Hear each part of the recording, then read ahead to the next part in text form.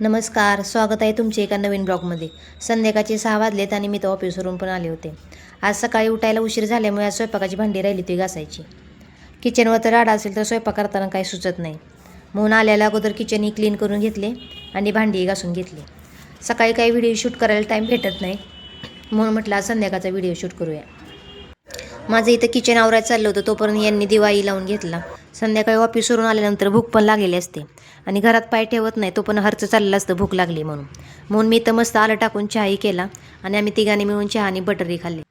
मस्त असं आलं टाकायला चहा पिला म्हणजे दिवसभराचा थकवाही निघून जातो. खूप वेळा सांगून सांगून हर्ष आता अभ्यासाला बसला. बाकीची कामे 5 मिनिटात करणारा हर्ष इथं मात्र 10 मिनिटं लेट करतो.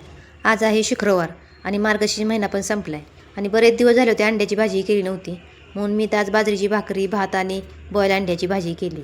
तर इथं मी मस्त भाकरी करून घेतली आणि भाजी केली. तर असं होतं माझं संध्याकाळचं रुटीन.